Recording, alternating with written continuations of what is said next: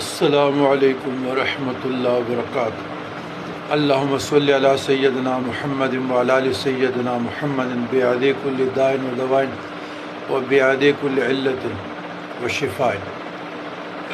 برادران اسلام،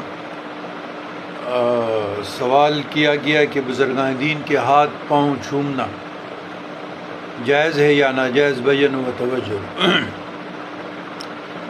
تو مصروفیات کی بنا پر ہمارے جو ٹیم ہے، دو احباب ہے، وہ ہمارے فیس بک آئی ڈی پہ ہر قسم کے مضامین ڈال رہے ہیں، اس سے مستفید ہوتے رہیں۔ جواب یہ ہے کہ بزرگان دین کے، مشائخ کے، یا اپنے والدین کے یا خاندان کے بزرگوں کے ہاتھ چومنے میں، ماتھے چھونے، گلے یا اس کے پاؤں چومنے میں کوئی حرج نہیں ہے، جائز ہے۔ لیکن یہ خیال کیجئے گا کہ اس میں سجدے کا ہیئت نہ ہو، یعنی دیکھنے والے یا آنے والے یہ نہ سمجھے کہ آپ سجدہ کر رہے ہیں، یہ خیال، یا آپ اتنا رکوع کی حالت میں اتنے جھکنے کی ضرورت نہیں ہے کہ آپ کا بالکل جھک جائے، تو پھر یہ شرک میں آتا ہے۔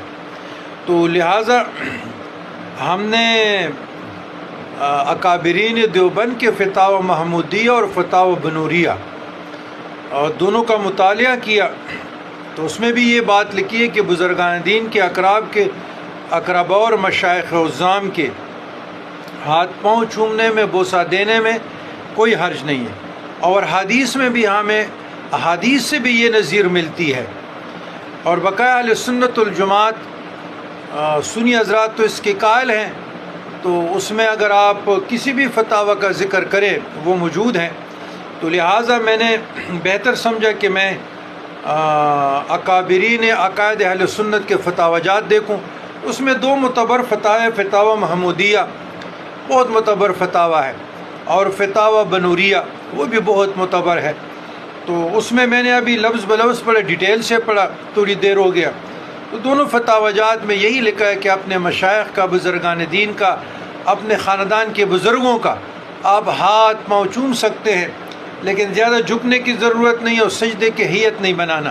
اگر آپ سجدے کی ہیئت بنائیں گے تو پھر یہ ناجائز میں آتا ہے، شرک میں آتا ہے۔ دوسرا سوال آپ نے کیا ہے، مزارات کو چھومنے سے، وہاں سجدہ کرنے سے، طواف سے گریز کیا جائے، وہاں پر ایصال ثواب کا جو طریقہ ہے حدیث میں بھی آیا ہے، مشائخ اعظام کے کتب میں بھی آیا ہے، اور تصوف کی کتب میں بھی آیا ہے۔